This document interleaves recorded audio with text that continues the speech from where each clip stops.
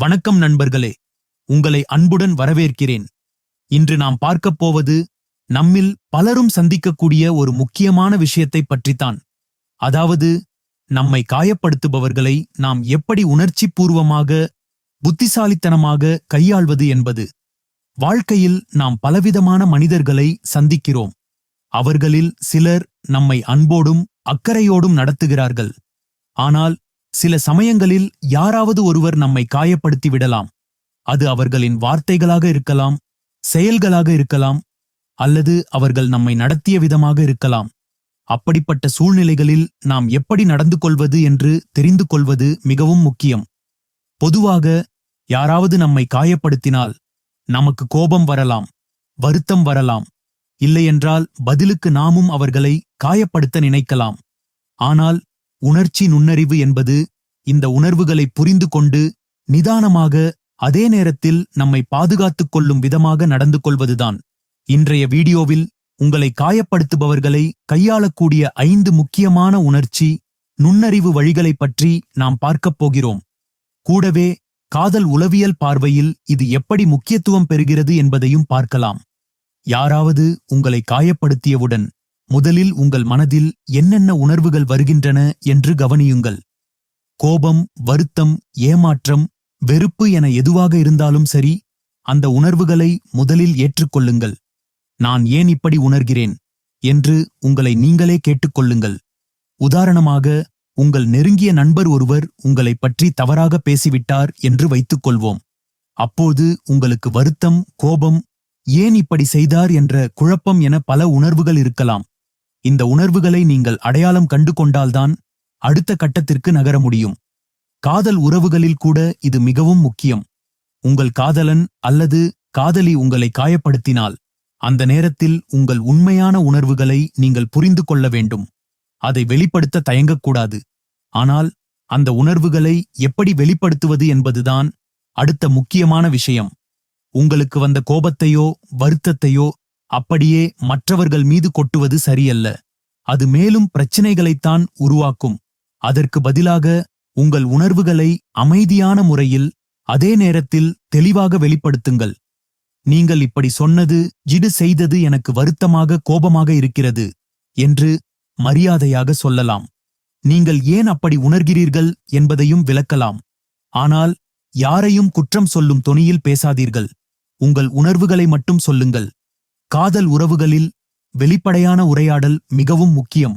உங்கள் பார்ட்னரின் செயல்கள் உங்களை காயப்படுத்தினால் அதை அவர்களிடம் பொறுமையாக பேசுங்கள். அவர்கள் வேண்டுமென்றே செய்திருக்க மாட்டார்கள் என்பதை நம்பி ஒருவருக்கொருவர் புரிந்து கொள்ள முயற்சி செய்யுங்கள். உணர்வுகளை மறைப்பது அல்லது கண்டுகொள்ளாமல் இருப்பது உறவை மேலும் பாதிக்கும். உங்களை காயப்படுத்தியவர் ஏன் அப்படி நடந்து கொண்டார் என்று யோசித்துப் பாருங்கள். சில சமயங்களில் அவர்கள் வேண்டுமென்றே உங்களை காயப்படுத்தி இருக்க மாட்டார்கள். அவர்களின் சூழ்நிலை, மனநிலை அல்லது அவர்கள் கொண்டிருக்கும் கவலைகள் காரணமாக கூட அப்படி நடந்து கொண்டிருக்கலாம். அவர்கள் சொல்வதை கவனமாக கேளுங்கள். அவர்கள் என்ன சொல்ல வருகிறார்கள் என்பதை புரிந்து கொள்ள முயற்சி செய்யுங்கள்.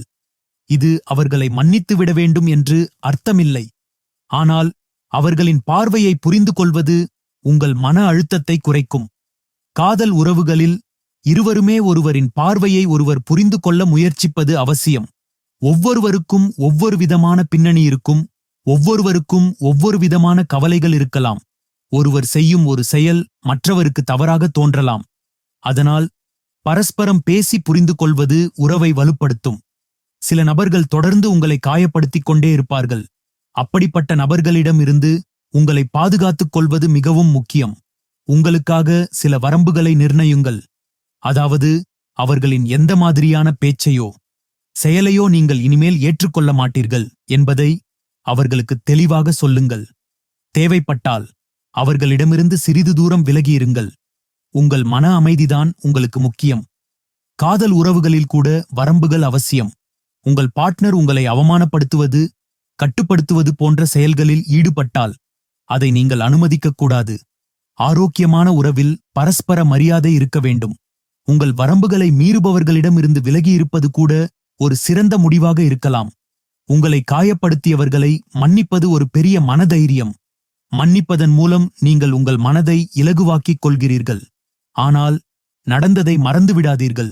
யார் எப்படி நடந்து கொண்டார்கள் என்பதை நினைவில் வைத்துக் கொண்டால் எதிர்காலத்தில் உங்களை நீங்களே பாதுகாத்துக் கொள்ள முடியும். மன்னிப்பது என்பது அவர்கள் செய்த தவறை நியாயப்படுத்துவது அல்ல. அது உங்களுக்காக நீங்கள் செய்யும் ஒரு விஷயம். கோபம் மற்றும் கசப்பு உணர்வுகளுடன் வாழ்வது உங்களைத்தான் பாதிக்கும். காதல் உறவுகளில் பெரிய தவறுகளை மன்னிப்பது கடினமாக இருக்கலாம். ஆனால் சின்ன சின்ன காயங்களை மன்னித்துவிட்டு அந்த உறவை முன்னோக்கி கொண்டு செல்வது நல்லது. அதே நேரத்தில் திரும்ப திரும்ப உங்களை காயப்படுத்துபவர்களை நினைவில் வைத்து அதற்கேற்ப உங்களை தயார்படுத்திக் கொள்வது புத்திசாலித்தனம். நண்பர்களே, யாராவது உங்களை காயப்படுத்தினால் உடனே எதிர்வினை ஆற்றாமல் இந்த 5 உணர்ச்சி நுண்ணறிவு வழிகளை பின்பற்றிப் பாருங்கள். உங்கள் உணர்வுகளை புரிந்து கொள்ளுங்கள். அவற்றை ஆரோக்கியமாக வெளிப்படுத்துங்கள். மற்றவர்களின் பார்வையை புரிந்து கொள்ள முயற்சி செய்யுங்கள். உங்களுக்காக வரம்புகளை நிர்ணயிங்கள். மன்னித்து விடுங்கள். ஆனால் மறக்காதீர்கள். இந்த வீடியோ உங்களுக்கு பயனுள்ளதாக இருந்திருக்கும் என்று நம்புகிறேன். உங்கள் கருத்துக்களை கீழே கமெண்ட்ஸில் சொல்லுங்க. மேலும் இது போன்ற பயனுள்ள வீடியோக்களை பார்க்க நம்ம சேனலை சப்ஸ்கிரைப் பண்ணுங்க. அடுத்த வீடியோவில் உங்களை சந்திக்கிறேன். நன்றி, வணக்கம்.